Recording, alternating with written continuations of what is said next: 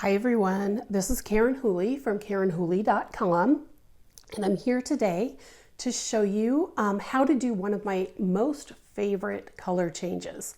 This color change allows you to use two colors in a color blocking style, which means you have one color on one side, one color on the other, and they never cross each other. So it's not like a Fair Isle or anything. But what it allows you to do is to have your yarn follow up the fabric, so when you're done you only have two ends of each color to weave in.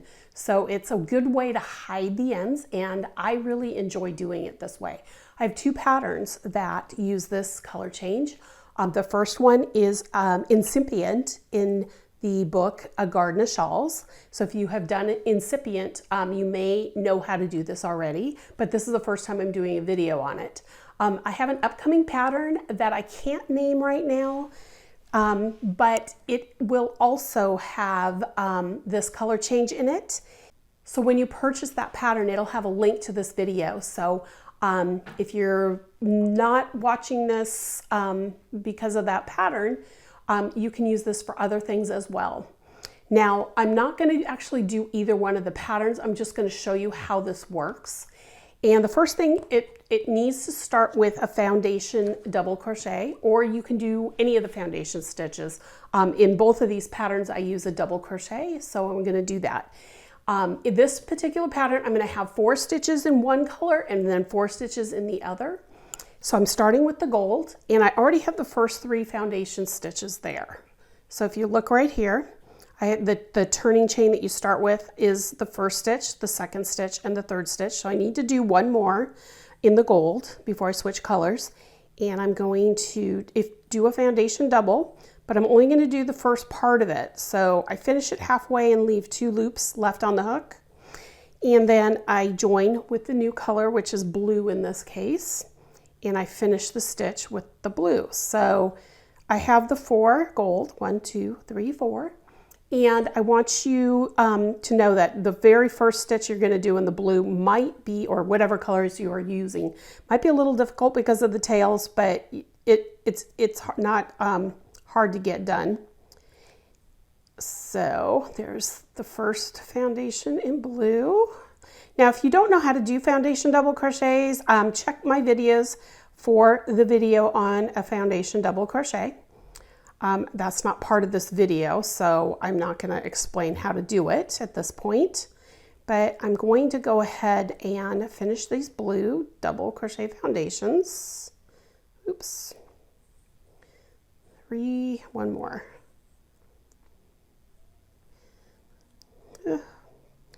Doesn't want to go. There we go. So there's number 4. I just need to finish it. Now, once I finish that, before I go on to the next row, I'm right-handed, so you're seeing this right-handed. If you're left-handed, your loop would be on this side. But either way, it works exactly the same. You'll notice that I let the gold drop in the back, just like normal crochet. You always drop it to the back, and that's what you want to make sure you do. So now I'm going to chain 3 and turn to do the next row.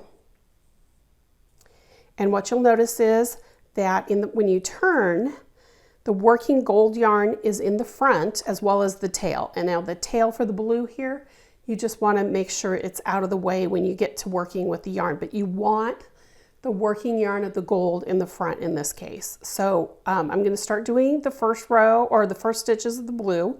Remember, the chain 3 always counts as a stitch, so we skip the first stitch and go to across. I'm going to do 3 double crochets here. The last double crochet I need to change color, so I start the double crochet with the blue. I dropped the blue to the back. Make sure it's to the back. The gold is in the front, so I'm going to pick up the gold and finish the stitch. And what'll happen here is I'm going to move this tail out of the way here. There we go. And you'll see here that when I picked up the gold, I got a strand of yarn that's kind of unsightly right now. I'm going to move this blue so it's not there. Okay, so the way to hide that now is you yarn over, you go under that strand before you go into the top of the stitch. And when you yarn over and pull through the stitch, you're also going to pull through that yarn that's stretched over. And then you finish your double crochet. And when you do that, you can still see the strand a little bit right here, but watch what happens when I finish the row. I'm going to just finish off with these double crochets. And remember, I'm not working any increases or decreases, so I have to work into that turning chain at the end. So I have 4 stitches on either side. Now I'm going to pull that loop for a second here. You'll notice the strand is right here. I can see it a little bit there and I can see it a little bit right there, but for the most part it's hidden and most people won't see that. So now let's do another row so you can see what it looks like on the blue side. Chain 3 and turn, and then I'm going to go all the way across to the last gold stitch. 2. Okay, so remember I'm going to change colors at this stitch. So I'm going to start the double crochet, drop the gold to the back, pick up the blue in the front. Sometimes you have to move those tails out of the way. So now I'm going to finish that gold stitch with the blue. And again, I'm going to tighten it up. And there right here, you can see where the blue is stretching across. Do the same thing we did before, is yarn over, insert under that strand first, then into the stitch.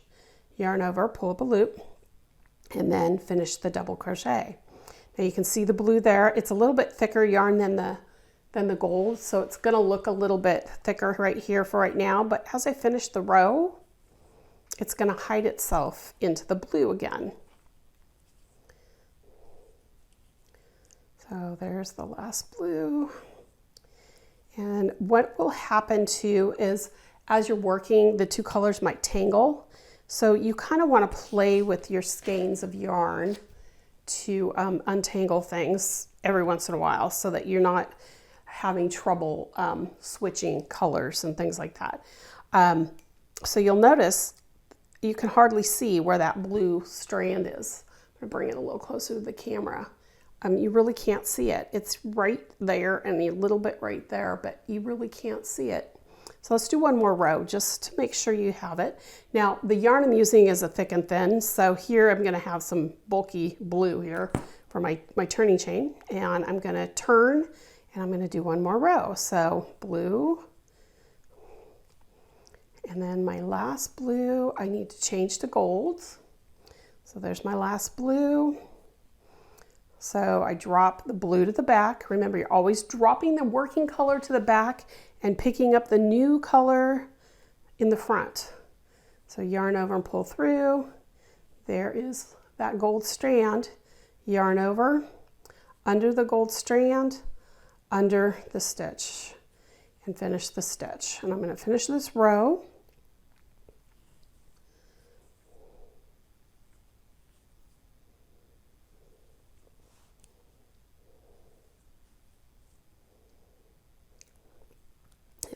Oh, that last chain is always the hardest.